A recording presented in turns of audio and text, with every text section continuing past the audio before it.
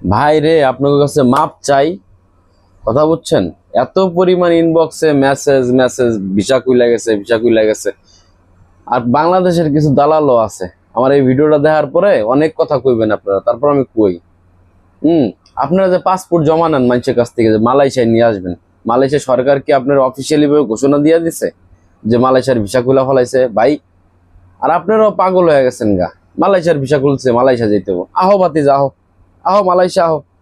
ভাই, বর্তমানে মালয়েশিয়া এমনিতেই অবৈধ লোকের অভাব নেই, তাকেও এখনো পর্যন্ত কাগজপত্র না হেঁটেই দেশে ফিরে পাঠাই দিতেছে। আর বাংলাদেশ থেকে আরো লোক নিয়ে আইবো না? ভাই ভিসা খুলছে ঠিক আছে, সেটা তো সার্কুলার দেয় নাই এখনো, জাস্ট অফিসিয়াল ভাবে কথা হইছে যে ভিসা খুলছে। সেটা নিয়ে আপনার এত ইনবক্সে কথা বল ভাই, এই ভাই ভিসা খুলছেন, এই ভাই ভিসা খুলছেন। ভাই বাংলা কথা কেন বুঝেন না? একদম ক্লিয়ার কট কথা। বাংলাদেশ থেকে লোক আসছে, কথা হইছে ভিসা খোলার বিষয়, তারা রাজি হইছে। এখন এখানে কিছু প্রসেসিং এর ব্যাপার স্যাপার আছে।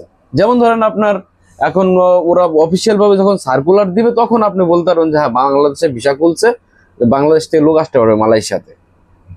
তার আগেই আমরা বাংলাদেশিরা একজন বড় বড় অফিসার ভিসা খুলা লাইছে। ভাই ভিসা খুলা লাইছে তো আমাকে করিমে ফোন দিছে, কিরে বেটা ভিসা খুলা লাইছে, মানে নিয়ে যাবি না?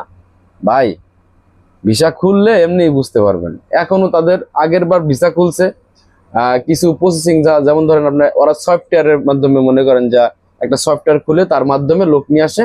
ওইখানে প্রতিটা লোক যারা আসবে 2026 সালে তাদের একটা লিস্ট থাকে, তাদের আপনার পাসপোর্টের নাম্বার দেখে ওই সফটওয়্যারে যে সম্পূর্ণ বাইর করা ফেলাইবে। এতই সহজ। সব সফটওয়্যারই এখন মনে হয় শেষ হয় নাই, তার আগেই সবাই সার্কুলার দিয়া ফেলাইছে। আইরে বাইরে ভাই ভিসা খুলে গেছে। ভাই আপনাদের কই যাবো গন্ত? হুম। মানে ইনবক্সে মেসেজ দেওয়া বেরা ফেলান, মানে কোনো কিছু শুনলেই পাগল হয়ে যান গা। আবার কিছু কিছু লোক তো মানে টাকা পয়সা দিয়ে মানে কান্নাকাটি করবো না কয়েকদিন পরে। ভাই সাবধান হন, ঠিক আছে? এরকম কঠিন কথা শোনার জন্য, সত্য জানার জন্য আমার পেজটা ফলো দিয়ে রাখেন, কাজে আসবে।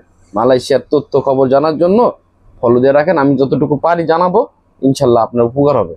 আমি উচিত কথা বলবো ভাই, কোনো ভিউ কামানোর জন্য বসে আছি না এখানে। আর নাহলে আমার প্রতিদিন ভিডিও তো, আর নাহলে আমার ভিডিও এরকম লো হয়ে থাকতো না, বুঝছেন?